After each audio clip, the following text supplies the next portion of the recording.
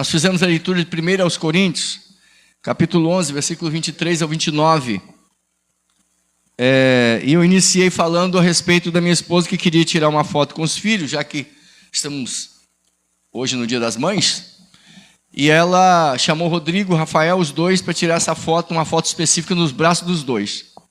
E o Rafael insistiu que não. Ela baixou a cabeça triste e foi lá para a cozinha.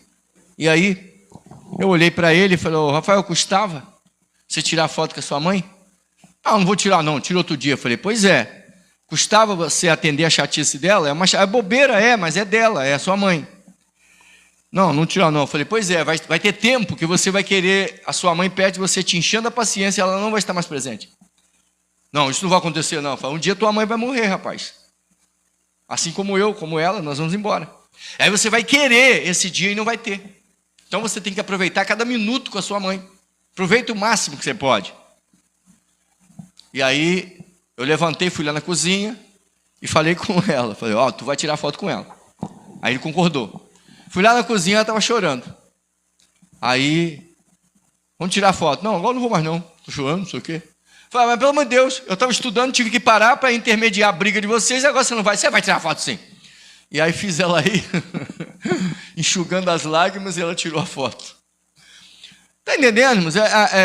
Eu fui criado num ambiente de muito sofrimento, de certa forma, muito bullying, e não fui criado pelos meus pais, então quem me criou me judiava, né? Eu, mais tarde, eu descobri que não era filho legítimo, enfim. Não acho que isso é motivo, mas eu era maltratado. E eles me judiavam exatamente nos dias de aniversário, dia das crianças, lá fora. Lá fora. Dia das crianças, e no dia do meu aniversário. Então me tratava mal durante o ano inteiro, e no dia do meu aniversário, às vezes, vinha me abraçar para parabenizar e falava um monte de besteira, me humilhando.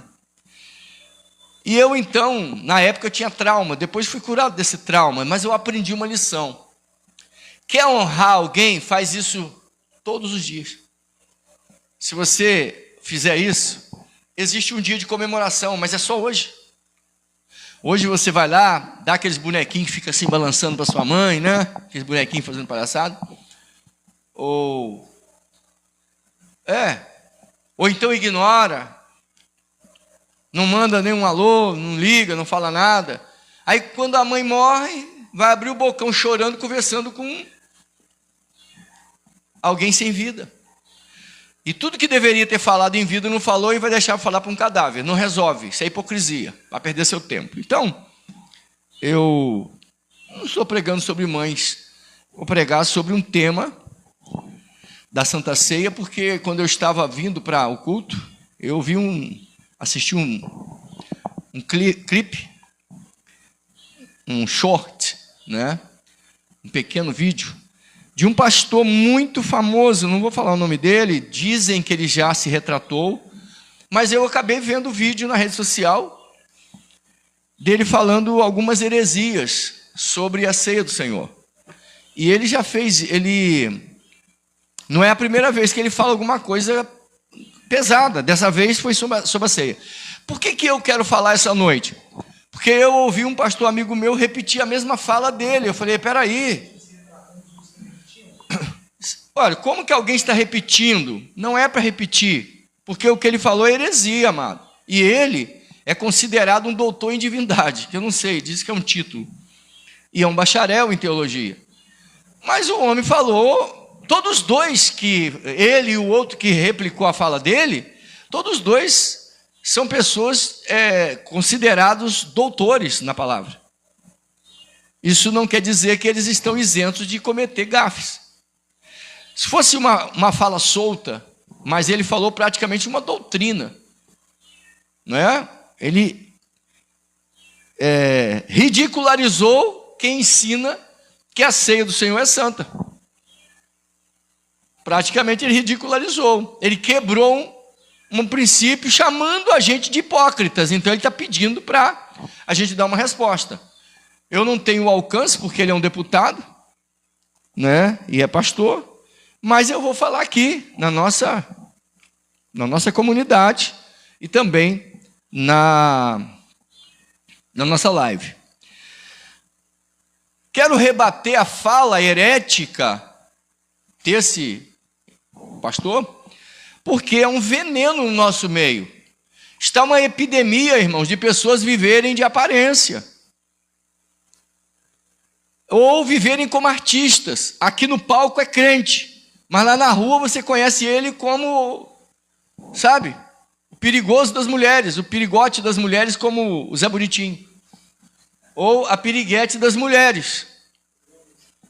Mas no púlpito é a santa, é o santo, é o pastor, é a pastora. Mas lá fora não é. E aí, irmãos, a maior heresia foi quando eu ouvi. Ele falou o que eu tinha ouvido esse pastor amigo meu dizer. Que há pessoas que elas estão na igreja, mas não conseguem abandonar certos pecados graves, tipo um adultério, prostituição, vício, porque é um espinho na carne. Eu falei, meu Deus da glória, onde é que esses homens arrumaram isso, queridos? Primeiro, porque você não pode pegar um texto isolado da Bíblia para dar interpretação particular, irmãos. Eu gostaria de chamar a atenção de vocês, cuidado com a internet, ela é muito boa, mas ao mesmo tempo tem muito tubarão. E eu vou dizer que tem piranhas. Tem tubarões, piranhas, que nem dá na água salgada, mas essas daí, elas ficam na água salgada e água doce. Ou seja, peixes nocivos. Camburus. Não, espada não. Mas, eu estou falando, não, espada é isso não. Peixes perigosos. Cobras. Então, a pessoa tem que tomar cuidado. Você está na internet, mas eu ouvi na internet, repete. Para de ser papagaio. Vai conferir nas escrituras, não importa quem está falando. Ele é um doutor em divindade, meu irmão. Muitas heresias que conhecemos hoje foram criadas por doutores. Homens que não deveriam fazer isso, mas fazem. E em nosso meio existem essas coisas. Então, a gente tem que estar com a vacina pronta para, livrar o povo do veneno.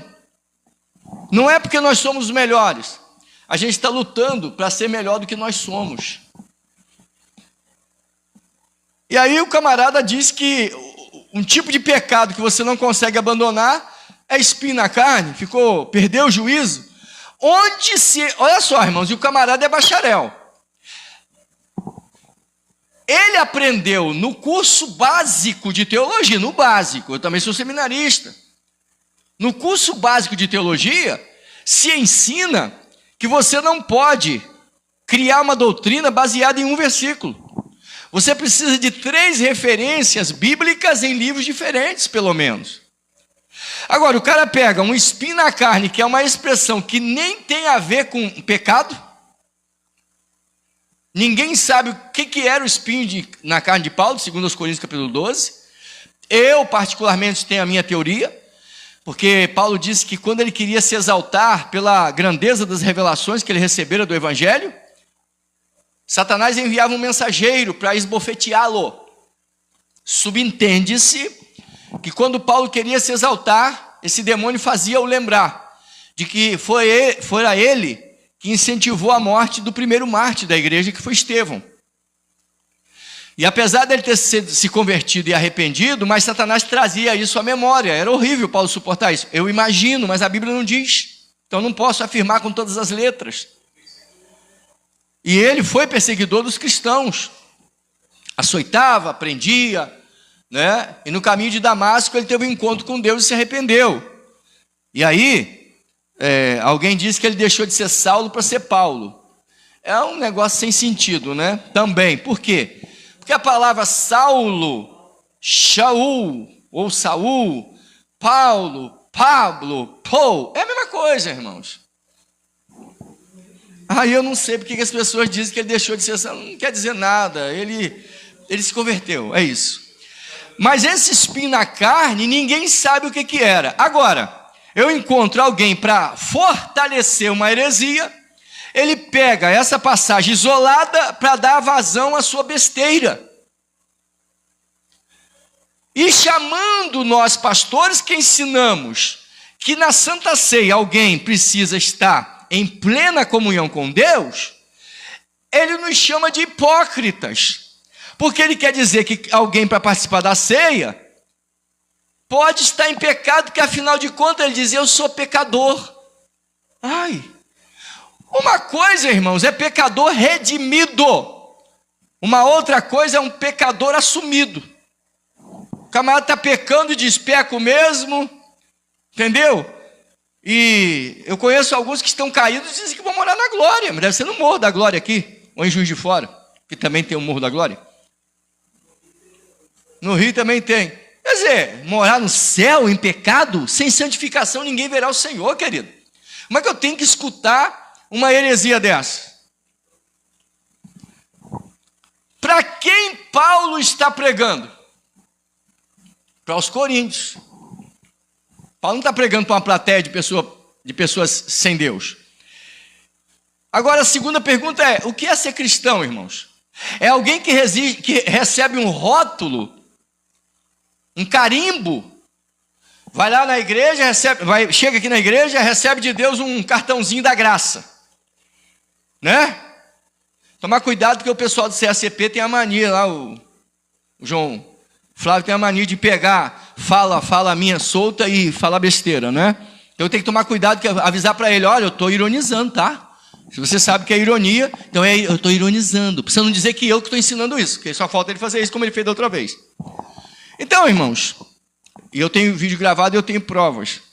A pessoa pega uma fala solta da gente, não olha todo o conteúdo e, em nome do sensacionalismo, lança nos acusando. Complicado.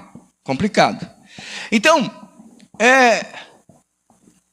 o que é ser cristão? É um carimbo? Você chega na igreja, continua perdido, continua, sabe, sem salvação, mas desde que você recebe o carimbo da graça, é um carimbo tipo, né, Deus decretou a minha salvação, é um decreto.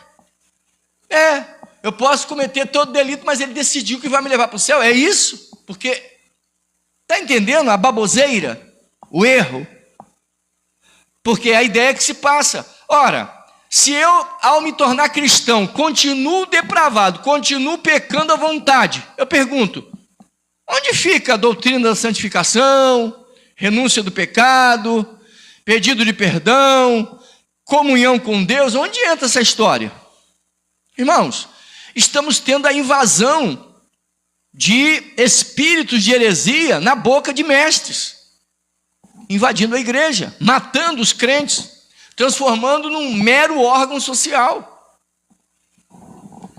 Ser cristão obedece a algumas coisas. Uma, eu tenho que me arrepender dos meus pecados. Senão você não é crente. Como diz aquele irmão da Lagoinha: tu não é crente, não. Tem que abandonar o pecado, querido. Agora, ele diz que uma pessoa chega e diz: pequei, aí o pastor proíbe de participar da ceia. É óbvio. Ele diz que a hora fala dele solta, né, a interpretação isolada. Ele diz que participar da ceia indignamente significa que a pessoa indignamente se ele não souber o que é a Santa Ceia. Agora eu pergunto: onde está escrito isso? Onde está escrito, irmão? Na cabeça dele.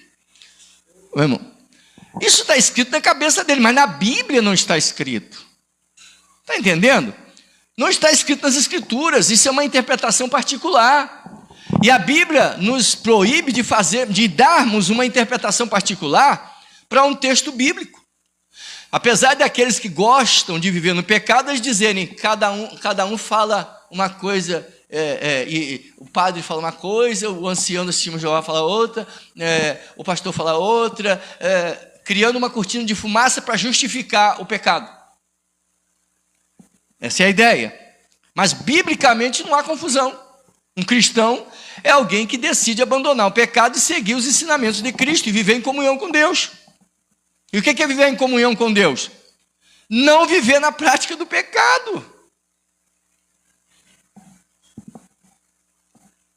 Item 3. Se participar da ceia em pecado é normal, qual a diferença do perdido para o salvo? Hein? Qual é a diferença? Se você pode participar da ceia em pecado, não tem problema. Então qual é a diferença do salvo para o perdido? Romanos, capítulo 6, versículo 6 diz assim: sabendo isto, que o nosso velho homem foi com ele crucificado, para que o corpo do pecado seja desfeito, a fim de que não sirvamos mais ao pecado. Porque aquele que está morto está justificado do pecado. O versículo 12, eu até preguei sobre isso aqui. Não reine, portanto, o pecado em vosso corpo mortal, para lhe obedecer nas suas concupiscências. Nem tampouco apresenteis os vossos membros ao pecado por instrumento de iniquidade, mas apresentai-vos a Deus como vivos dentre os mortos, e os vossos membros a Deus como instrumento de justiça. Está entendendo, irmão? Não há apoio para essa heresia ensinada por esse homem, por esse pastor. Não há espaço. Por isso que Deus nos deu uma mensagem que pregamos, inclusive na sexta-feira, né? Sobre a graça barata. Como alguns querem. Já vi alguém entrar aí e dizer: pastor, fala da mensagem da graça. O que é a mensagem da graça para ele? Eu vou pregar para um punhado de bode e dizer para eles que eles vão morar com as ovelhas no céu. Vamos lá, aquele monte de bodinho, um atrás do outro, todo sujinho, e eles vão morar na eternidade. Eu diria que nem é bode, porque no sacrifício o bode era aceito. Pois bem, é lobo, é uma matilha. Lobo, porco, esses bichinhos, que não tem nada a ver com Deus, querido. E para você pecar, para você errar, você precisa de uma narrativa. Qual é a narrativa? Como eu já vi aqui pessoa dizer: irmão, Deus respeita a minha escolha. Claro! Os que são contra o livre-arbítrio falam isso. Deus respeita a minha escolha. Eu escolhi, aliás, nem é quem faz isso, mas eu vi gente usar essa fala, tá? Deus respeita a minha escolha. Respeita. Eu tenho livre-arbítrio. Verdade. E o que você entende por livre-arbítrio? Direito de você escolher. Mas você acha que é só você que escolhe? Então você escolhe viver em pecado, e Deus escolhe não te levar para o céu. Você pode escolher. Escolher hoje é quem Deus vai servir. Se Deus é Deus, seguir. Se não é, siga o outro. Mas não reclame se partir daqui e não entrar na eternidade com Deus. Então, esse espinho na carne, vou fazer igual os americanos. What? Que? Espinho na carne? Vai citar espinho na carne para justificar pecado? Que é isso, amado? O pior é quem jogou o vídeo dele dizendo: sem controvérsia teológica, vale a pena assistir esse vídeo. Valeu tanto a pena que eu escrevi assim, excluí, botei: não tem interesse. Esse conteúdo é nocivo para mim. Peguei, pum, arranquei. Ouvi um lixo desse? Conduzindo pessoas à perdição eterna? Porque é isso que essa mensagem faz. Quem participa do corpo e do sangue do Senhor em pecado, come e bebe para si condenação. Mas o que é ser culpado do corpo e do sangue do Senhor? Hebreus capítulo 6, versículo 6, diz que depois da pessoa ser iluminado pela palavra, conhecer as virtudes do reino vindouro, depois dele conhecer o Senhor, a graça de ter o Espírito Santo morando nele, provar a boa palavra de Deus, e depois ele cair em pecado, já não há mais o que fazer por eles. Ou seja, não há um outro tipo de sacrifício para regenerá-los ou para salvá-los. Por quê? Porque a Bíblia diz que eles tornaram a crucificar o Filho de Deus. Então você, que voltou à prática do pecado, ignorou o efeito, você está outra vez crucificando Jesus. Percebe a gravidade do pecado? E provavelmente quem defende esses tipos de pecados, eu creio que, igual o outro falou, eu não conhecia direito a doutrina da graça.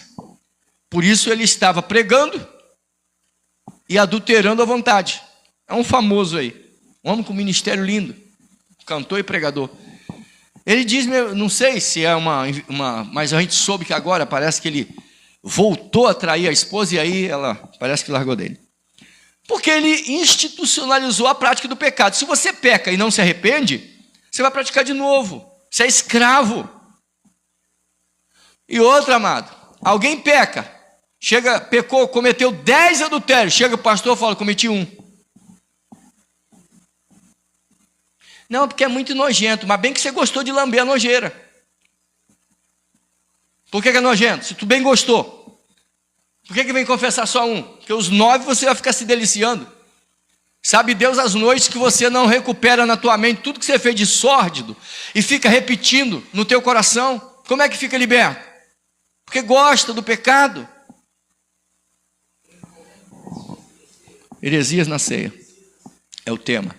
Então, quando a gente fala sobre isso aqui, amado, pecado é pecado, ele te leva para a condenação eterna. Será possível? Você tem que desenhar. Quem quer ir para o céu, irmão, tem que escolher. Se você vai comer o pão vivo que desceu do céu, ou se alimentar com as bolotas dos porcos. Tem que decidir o que você quer. Pastor é bravo. Bravo, você não sabe o que é bravo. Você vai saber o que é bravo. O dia que o Senhor dizer, apartai-vos de mim, maldito, por fogo eterno. Aí você vai ver o que é bravo. Porque hoje, nós estamos dizendo para você, abandona o pecado. Para.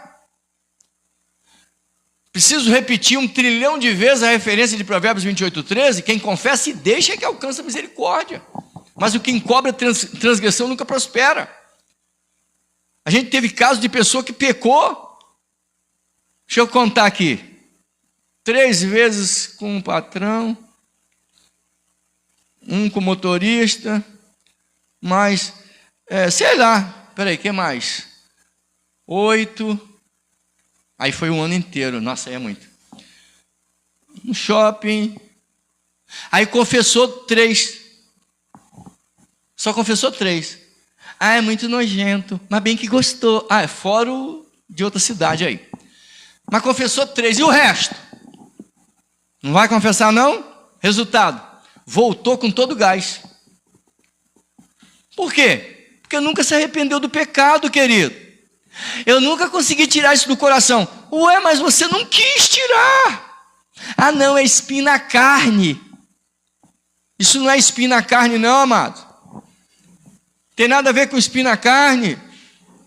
Isso significa que você gosta do pecado, mas nós, na nossa natureza pecaminosa, a nossa natureza pecaminosa gosta. Por que a Bíblia manda você renunciar ao pecado? É por isso, amado.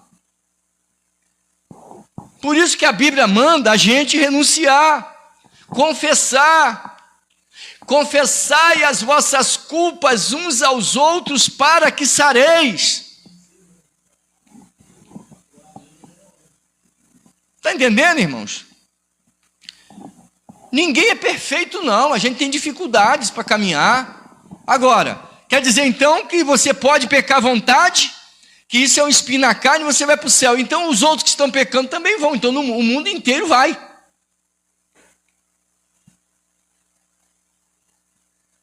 Está entendendo? Você vai defender pecado e você vai para o céu. Bom, então a doutrina da santificação é utopia. Então Jesus mandar você vigiar para não cair é piada. Igual o outro falou para mim. Sede santos como santo é o vosso Pai que está no céu. O teólogo falou para mim, isso é exagero de linguagem. Ué, por que exagero de linguagem? O texto não está dizendo para você ser santo no nível de Deus. É isso que ele quis dizer. Olha a cabeça da criatura. O texto está dizendo, meu Pai é santo, sejam vocês também. Ou seja, no nível de ser humano.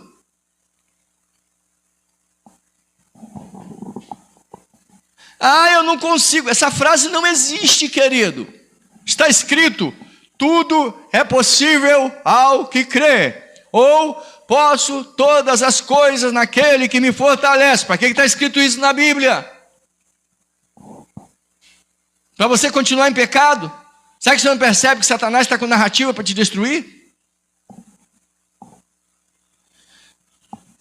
Para a gente encerrar, cuidado. Eu quero deixar uma nota de cuidado, de advertência para os santos, para os filhos de Deus. Qual é? Primeiro, irmãos, uma coisa que eu falei aqui, o abençoado aqui que não tomava banho foi embora da igreja. Já contei essa história. Porque eu estava falando de higiene, asepsia espiritual. Eu vou falar de novo. Fala. O Hélio Teixeira falou assim: difícil encontrar pregações assim hoje em dia em outras congregações, pregações de arrependimento e santificação. É a terceira pessoa que eu ouço falar isso aí. Eu estava até comentando com a irmã aqui, irmã Diné, comentando isso. Que as pessoas, o irmão falou para mim: pastor, eu preguei num lugar onde tem teólogos, né? Outros teólogos.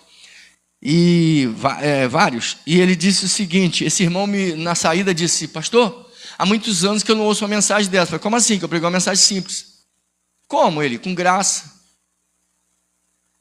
Aqui na live eu ouvi dizer: não tem mais pregador falando de inferno, condenação, santificação. Claro, irmão, Satanás entrou no meio. Primeira coisa que Satanás vai fazer, irmão, no meio da igreja é proibir tomar banho. Por quê? Já falei disso aqui. Quem já ouviu falar que no século XIV, acho que não me foge a memória, na Europa, a Europa quase desapareceu por causa da febre bubônica? Porque o europeu não gosta de tomar banho por causa do frio. Ficaram sem tomar banho, e por causa da falta de higiene, principalmente na França, mas na Europa toda, lá tinha lugares terríveis. Prédios com placas escritas: não olhe para cima, porque de manhã a pessoa vinha, minha avó fazia isso, né? Só que era no baixo. Lá a pessoa saía na janela e jogava o pinico com 1 e o 2 pela janela, irmãos. Me desculpe o que eu vou falar aqui na live. Na França, eu acho que até tem rua ainda com esse nome. Na época tinha rua na França chamada Le Merde. Não preciso dizer para você o que é, né? Rua da, né? Devido a tanto detrito, tanta sujeira. E por causa dessa sujeira, os ratos, cheios de pulgas, começaram a morrer. Começou a dar uma doença neles. Doença de rato. E aí, irmãos, as pulgas começaram a migrar do corpo dos ratos para o corpo das pessoas que não tomavam banho. Então aquelas pessoas que percebiam que a mortandade era muito grande na sua cidade, mudava para outra cidade, sem se dar conta de que o problema estava na pulga. E aí, aquilo foi lastrando, irmãos, parte da Ásia, a Europa, a terça parte da Europa morreu. E parte da Ásia. Faziam-se valões para enterrar as pessoas, tudo por quê? Faltava, não pegou nos Estados Unidos e na China porque eles tomavam banho. E é longe, mas eles tomavam banho. Do que é que eu estou falando, irmãos? Quem quiser comprar esse livro, o nome do livro é A Grande Mortandade. Coisa horrível. Hein? Chamada peste negra. Isso, a febre bubônica, peste negra. Por que eu estou falando isso, irmãos? Porque quando a igreja deixa de se santificar, ela começa a se sujar. E a praga dos ratos das trevas vão tomar conta de você. As pulgas do inferno vão te atacar. Porque santificação é banho. Por isso que a Bíblia chama a regeneração do lavar regenerador pela palavra. Então, santificação, amado, é o requisito principal para você ir para o céu. Fora isso, é ruim de você entrar no céu. É impossível. Então, quando a gente fala da asepsia espiritual, é você se santificar, lavado no sangue, purificado no sangue, redimido pelo sangue. E para isso acontecer tem que ser com o abandono do pecado. Lava a sujeirada. Toma posição diante de Deus. Então, o maligno tem a ideia de querer tirar da igreja a doutrina da santificação. Por isso você vai ver um herético como esse, né, que não está vigiando, falar que a pessoa pode estar em pecado e participar da ceia do Senhor. Por quê? Porque aí, amado, a gente está regredindo, voltando às práticas pecaminosas do passado. E eu pergunto, para que pregar o evangelho se nós não temos mais diferença dos homens sem Deus? Falar alguma coisa? Sim, e não tem o nome dele aqui, mas ele falou assim, é difícil se santificar nessa questão, se livrar de certos pecados e tudo mais, mas ele disse assim, a questão é que tem que continuar tentando, tem que se esforçar, continuar, né? Que a irmã Isabel falou sobre jejum e oração e tal, que é o que fortifica fazer a o que tem que gente fazer para fortalecer contra o pecado, né? Roberto falou assim, pastor, tá difícil hoje, se falar em confessar os pecados, eles dizem que está constrangendo, né? Não precisa ser crente não, porque a Bíblia, irmãos, é um livro de confronto. Se você não quer ser constrangido, por favor, não perca seu tempo entrando numa igreja cristã. Continua sua vida de pecado, sabendo que vai morrer perdido. Agora, evangelho, eu não estou apontando dizendo é você que está em pecado. Eu estou avisando que quem está nessa situação... Aí o Roberto falou assim, o irmão, hoje não há mais confessar pecados. Aí a igreja toda sente o peso. Sim, exatamente. A gente lembra que na mesma situação que nós estamos vivendo, viveu Enoque. E o homem caminhou 300 anos com Deus. Foi difícil para ele? Pode ser difícil, mas não é impossível, amado. Por quê? Porque a graça de Deus se é manifestada trazendo salvação a todos os homens. A gente consegue por causa da graça, basta querer, é atitude. Então, uma observação aqui, o que a irmã Isabel falou sobre a jejum e oração é verdade, irmão. Independente da questão de que pecado seja do que se trata, quando você começa a jejuar, buscar uma vida de consagração, né, de jejum e oração, Deus dá força a você para vencer o pecado, porque é como se estivesse punindo sua carne, a obediência ao Espírito, para você ter condição de ter força contra o pecado. Senão, se seguir a vida light, sem nenhum sacrifício, sem nenhum esforço, aí fica mais difícil mesmo. Tem gente, amado, que vai para o monte e ora, Jesus me ajuda, me abençoa, me dá graça, mas não confessa o pecado. Mas Deus já sabe, Ele quer ouvir da tua boca, fala para Ele tudo. Eu já fui para o monte, já orei, não aconteceu nada. Claro, você não quer abandonar. Porque não basta falar da boca para fora, você tem que querer.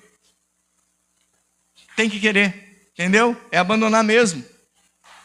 Eu fiquei pelo menos mais de 30 anos com um tipo de influência maligna para me levar a praticar os piores pecados que você pode imaginar. 24 horas por dia na minha mente e no meu coração. E você pergunta, e aí, pastor? Caiu nesses pecados que estavam no teu coração? Não. Por que não? Por causa da graça. Eu tenho escolha, amado. Sua escolha, tá? Porque a fé sem obras é morta. Sua escolha. Você tem direito de escolher. E quando você escolhe servir a Deus, o Espírito Santo vai te dar graça. Mas você tem que querer. Quando você desiste, os demônios estão só esperando, de bandeja, para te pegar. E é isso que vai acontecer. Nunca, segura. Não adianta que eu não vou, amado, você não é obrigado. Eu conheço homens e mulheres que vivem plenamente em comunhão com Deus. E olha que passam guerras muito superiores às nossas, mas não recuam. E eu pergunto, se você por causa de um pecado, de um bobo de um pecado, aí você se perde. O que dizer dos homens e mulheres que eram perseguidos no Império Romano, apanhados dentro de casa, à noite de São Bartolomeu, onde os jesuítas mataram numa noite 150 mil crentes, no total foram 900 mil. Matavam crentes, pessoas que não eram da mesma religião apostólica romana, eles matavam. Então, a pergunta é, essas pessoas não negaram a fé. Agora, no Afeganistão, várias missionárias mataram os homens e as mulheres, colocaram dentro de saco plástico, o mundo viu. E aquelas pessoas não negaram a fé. E você abandona a fé por tão pouco, por uma prática nociva, de um prazer nojento, sujo, e você abandona em nome de narrativas particulares, orgulho ou coisa dessa natureza. Quero que você entenda que você pode abandonar o pecado de vez e não voltar para ele, mas você tem que querer. Você tem que pegar e engolir esse orgulho e voltar ao primeiro amor. Então, em primeiro lugar, Satanás quer tirar a higiene. O crente não toma mais banho, fica fedorento na casa de Deus, quer dizer, o mau testemunho da prática errada. 2, tirar a Bíblia, a veracidade da Bíblia. Você vê que o abençoado aqui entrega uma heresia sem Bíblia. Não, é uma heresia, mas ele faz afirmações levianas. Porque se eu estou lá nesse podcast, eu ia perguntar para ele, mas aonde você está se baseando? Qual é a Bíblia? Qual é o texto? Lê para mim. Para você dizer que o espinho na carne é um pecado que você não consegue se defender, então você fica pecando, porque ele está defendendo, é o mesmo que você defendeu um adultério. Não, mas eu traio minha esposa, mas é assim, eu não falo para ela não ficar triste, né? Mas é o meu espinho na carne, eu não aguento. Quando se vem à vontade, eu tenho que ir. Segura. Quando dá vontade, eu vou e pratico. Isso é espinho na carne? Não, meu irmão. Você é um perdido dentro do evangelho. É um pervertido. Só isso que você é. Não vem com essa onda de espinho na carne, que isso é mentira. Agora, prova na escritura que existe isso. Que muita gente vai para o céu com essa prática. Ei, por favor, fala.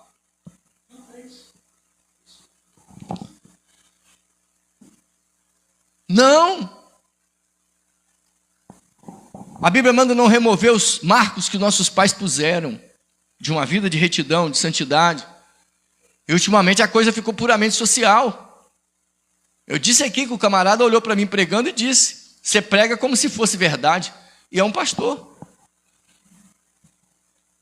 Prega como se fosse verdade? Você ficou maluco, rapaz? Olha só o que você tem que ouvir. Agora eu sei porque que muita gente não me convida para pregar. Não, eu não quero nem saber. Eu não quero uma agenda espúria para falar o que o líder quer, igual o outro que convidou o pregador, mas disse para ele, ó, não repara não, eu vou te levar no restaurante aí. Chegou lá e falou para ele, ó, não se escandaliza não. Aí o garçom já chegou, o pastor todo alinhadão. Ô doutor, chamando ele de doutor. É o de sempre, copão de uísque. Tem outras coisas piores ainda, eu nem vou tocar nesse assunto. Um copão de uísque. Tem pregadores famosos, cantores, que foram convidados. Eu fui pregar fiquei 3 dias no congresso em Macaé. É Macaé que eu fui? Quem lembra? Macaé. Fiquei 3 dias em Macaé pregando.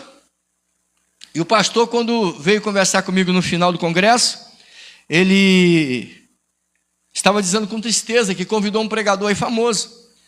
Quando ele foi lá no hotel para pagar as despesas, porque ele ficou hospedado, estava lá, irmão, um monte de uísque, um monte de bebida alcoólica nos gastos que ele teve, tudo bebida cara. Deu um prejuízo para a igreja.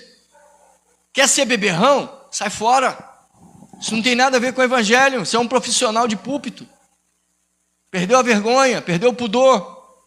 Isso não é evangelho, isso é lixo. Pior é que as pessoas sabem e convidam. Sem Bíblia, Satanás desorienta os santos com as suas narrativas. E para terminar mesmo, sem os dons do Espírito Santo, a igreja vira uma sociedade sem Deus. Porque o sobrenatural estão tirando a igreja. Agora existe mais uma fábrica de línguas inventadas. Dons espirituais é o dia inteiro a pessoa brincando com língua estranha. Por quê? Porque eles estão ridicularizando o sobrenatural.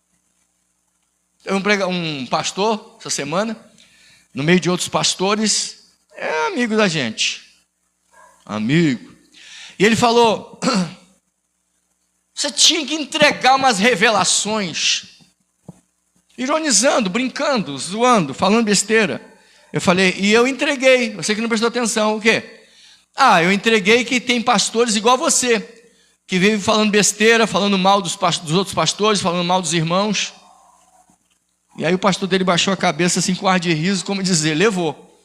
Fala o que não pensa e escuta o que não quer. Ué, brincando, irmão, ironizando. A gente vai pregar, a gente não usa Deus, não. Se você não crê nos dons espirituais, eu respeito, o problema é seu. Agora, se Deus me der uma revelação, e eu sei que Deus dá, se Deus me der discernimento de espírito, e eu sei que Deus dá, dons do Espírito Santo, se segura porque eu vou falar. Se eu profetizar, feitiçaria. Baixa, você que vai baixar no teu terreiro, que aqui nem é terreiro. Respeito quem tem a sua religião, mas por favor, dom espiritual é bíblico. Agora, eu não vou usar Deus e inventar que Deus está revelando sem Deus revelar.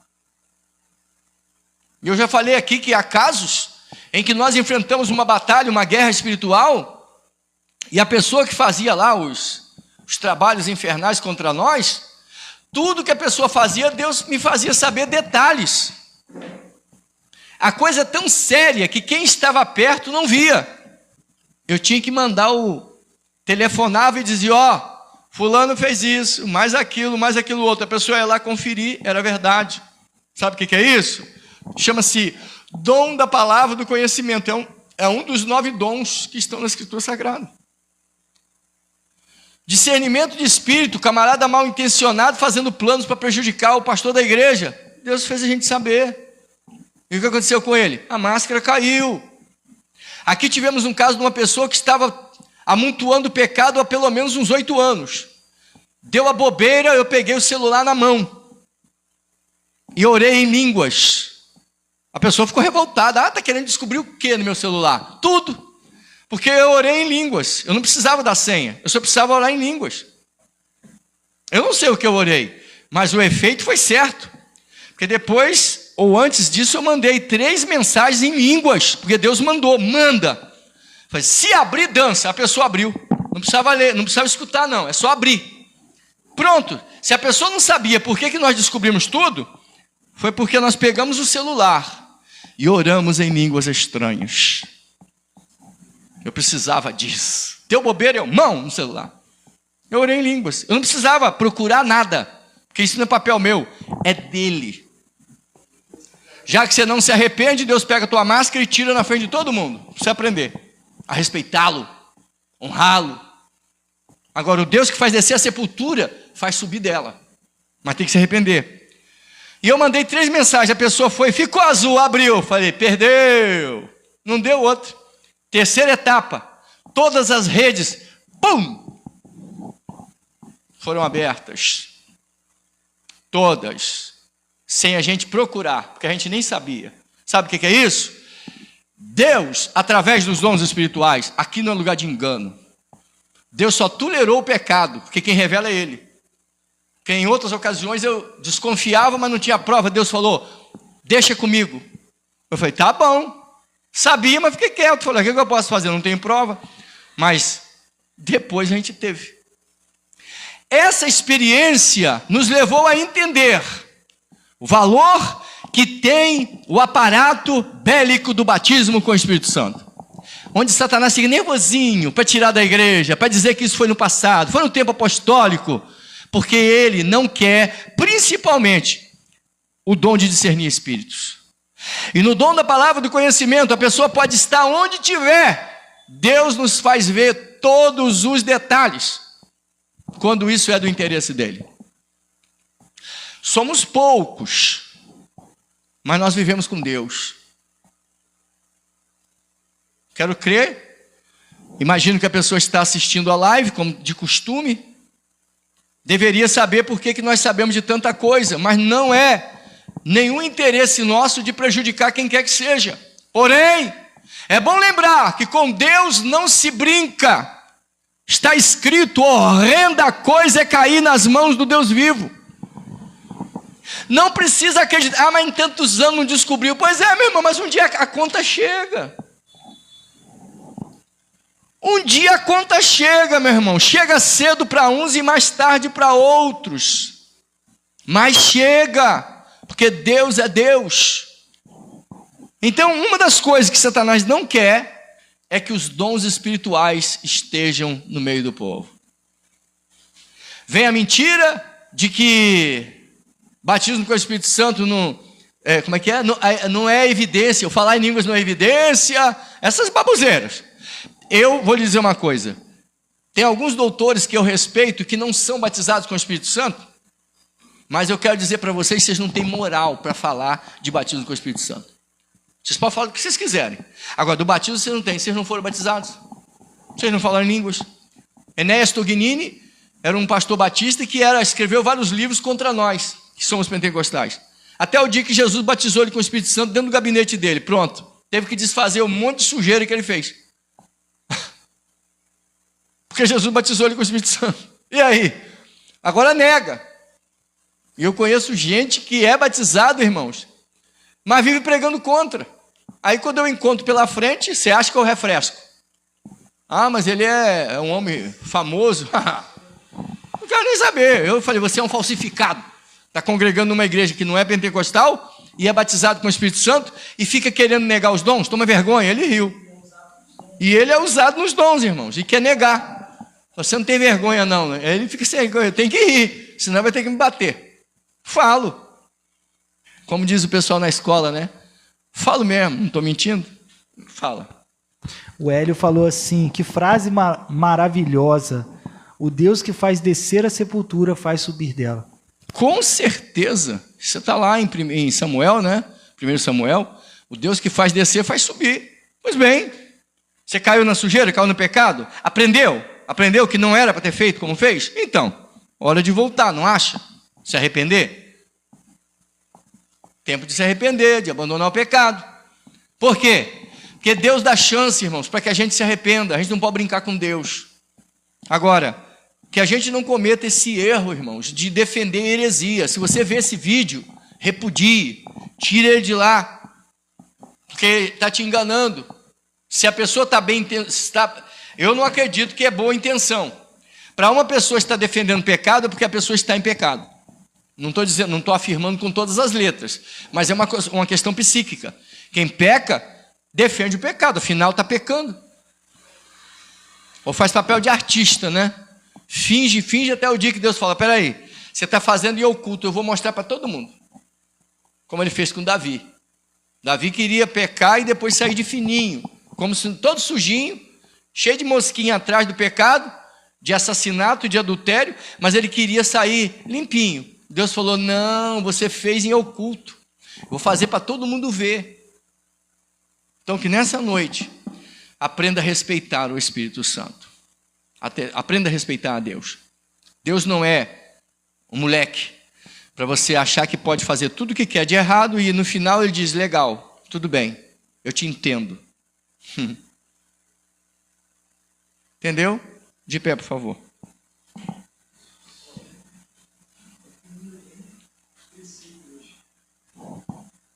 Somos muito mais que uma sociedade. Somos a igreja, coluna e esteio da verdade. Somos a noiva do Cordeiro. Para vivermos em santidade. É tempo de avivamento. A gente sabe que quem é sujo vai se sujar mais. E quem é limpo vai limpar-se mais. Sim. Só uma resposta rápida para Sidney. Deus não habita em templos feitos por mãos de homens. Tá Começou correto. Com isso de novo? Calma. Está correto. É isso mesmo. Ele não habita mesmo, não. A gente não se reúne por causa do templo. A gente se reúne por causa de Deus. Do corpo. É por causa de Deus. Por causa do corpo. Sim. Que é Cristo. Então estamos reunidos aqui em nome de Jesus para adorá-lo, para glorificá-lo. Precisamos de um lugar que não pegue chuva, correto? E por falar em heresia, irmão, está aí mais uma, né? Por falar em heresia, está aí mais uma, porque a ideia qual é? Eu não sei se é o caso do rapaz, deve ser um desigrejado. Deus não habita em templo. Ué, tudo bem, mas a igreja se reúne aonde? No meio da rua? Debaixo da ponte? Que eu saiba, a igreja é considerada como um rebanho de ovelhas. Não tem aprisco, não? Eu não sei porque pegar essa frase fora de contexto e aplicar.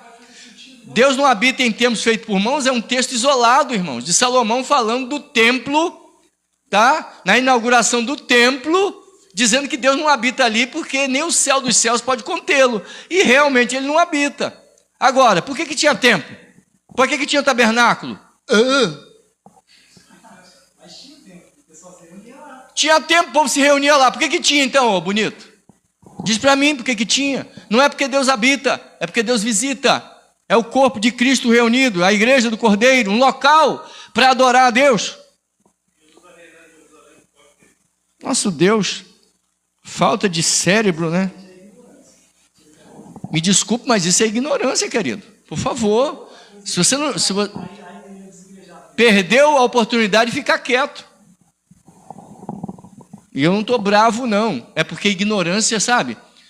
Como é que é aquela frase cômica? Pergunta idiota. Nem foi pergunta, né? Tolerância zero. Não, mas é baboseira, amado. De vez por outra alguém vem com essa frase fora de contexto. Vai ler Bíblia, filho. Vai lá, lê. Que está fora de contexto. Ou seja, está isolado. Meu Deus do céu. Pai eterno, em nome bendito de Jesus Cristo, estamos agradecidos pela Tua palavra. Aprove ao Senhor nos guardar e livrar, Pai, desse espírito herético que dissemina o engano no meio dos santos para desvirtuar e destruir a igreja do Cordeiro. Mas nós cremos, Pai, que assim como o Senhor guardou Ló e sua família, um tipo da igreja arrebatada, livrando-a e destruindo Sodoma e Gomorra, entendemos que o Senhor também está protegendo o seu povo até o momento de nos retirar dessa terra. Deus nos pede-nos em paz, nos guarda sob o sangue do Senhor e nos livre de todo o mal. Dê-nos uma semana de bênção e de respostas do céu, Senhor. Em nome de Jesus, em nome de Jesus. Que o Senhor te abençoe e te guarde. Que o Senhor faça resplandecer o seu rosto sobre ti e tenha misericórdia de ti. Que o Senhor sobre ti levante o seu rosto e te dê a paz. Terminado em nome de Jesus.